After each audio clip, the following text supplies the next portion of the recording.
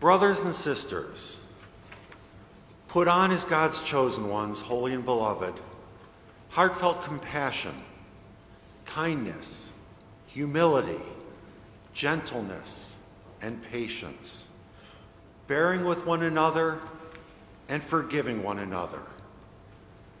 And over all these, put on love. Does St. Paul say we need to do this just for our families? No. Does St. Paul say we need to do this just for our friends? No. Does St. Paul say we need to do this only for people that we know? Of course not. St. Paul is saying we need to treat everyone with compassion, kindness, forgiveness, and most importantly, love. But what does this look like? 5 days before Christmas, in 1943, in the freezing air high above Germany, Second Lieutenant Charles Charlie Brown is at the controls of his B-17 Flying Fortress, named Ye Old Pub. At 11:30, approaching their target of an aircraft plant near Bremen, the pub is rocked with 4 explosions going off right in front of the B-17. A cry comes across the intercom, "We're hit!" A huge hole had been blown through the plane's plexiglass nose. An icy cold wind was rushing inside, making freezing conditions for the crew. Engine 2 had also been hit, and there was a large hole in the right wing. Releasing their bombs over the factory, the crew turned to the north, planning to head over the coast and then turn west for home. With one engine out and engine 4 now faulty, the pub started to fall back from the formation with another damaged plane. Just then the tail gunner called out, "Bandits," as 5 German fighters came out of the clouds below. Then another cry, "Bandits," as 8 fighters were spotted in formation ahead of the pub. The pub was a sitting duck as a cold wind rushed through the plane and it had frozen most of the guns. The B-17 was pounded for more than 10 minutes, losing half its rudder and its left elevator. Engine 3 was also damaged, leaving just one engine at full power. A shell penetrated and exploded near the center of the plane, injuring crew and creating a huge hole. The oxygen supply was taken out, and the pub spun toward the ground. With the crew unconscious due to lack of oxygen, the B-17 fell for 4 miles. As the plane dropped lower, Charlie started to come around and grab the controls, pulling back as the plane continued to fall.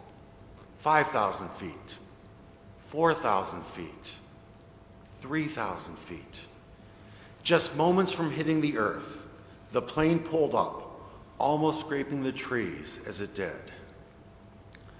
Unfortunately, the crippled bomber flew directly over a German airfield, where Franz Stiegler received orders to shoot the B-17 down.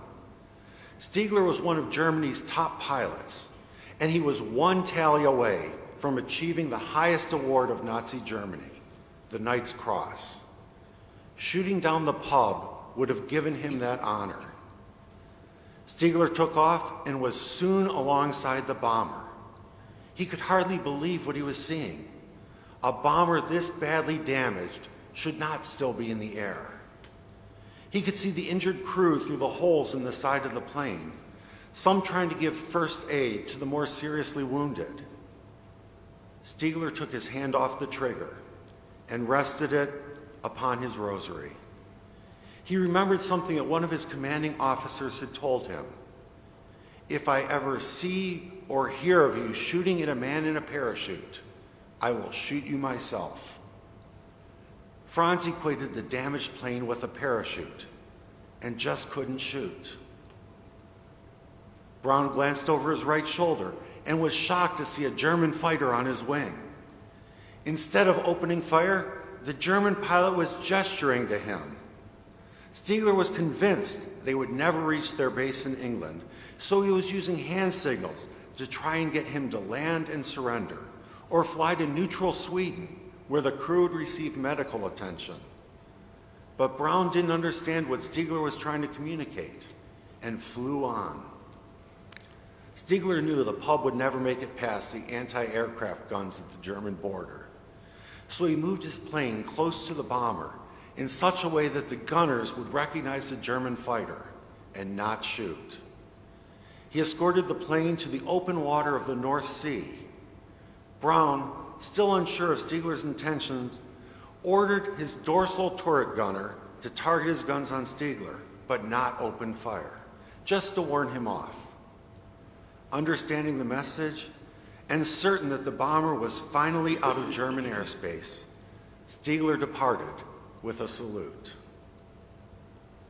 Ye Olde Pub made it back to England, safely landing at its base, its crew exhausted, and the bomber itself a shattered mess.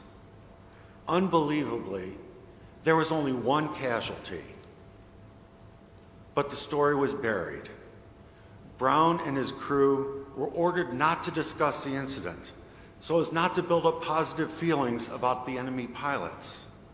And Stiegler couldn't talk about it because he would have faced a court-martial and probably would have been executed because he let the enemy go. This incredible story, this is the love that Paul is talking about in his letter. Stiegler showed forgiveness. Brown had just bombed his country. He showed patience. Brown didn't respond to his gestures. And he showed kindness and compassion. He gave up the highest award in Nazi Germany, and had he been seen and reported, he would have lost his career, his freedom, and maybe even his life. But his faith and honor drove him to live the gospel. Paul exhorts us to do the same, to put on love above all else. We may not have the opportunity to do something as dramatic as what Franz Stiegler did, but our actions are no less important. By putting on love above all else, we live as God intends. Living these words builds the whole world into God's family. We become true brothers and sisters in Christ. Look at what happened to Brown and Stiegler. The incident was kept secret until 1986, when Charlie started searching for the German pilot who had shown mercy in December all those years ago. In 1990, Charlie received a letter from Franz, who was then living in Canada. I was the one, it said.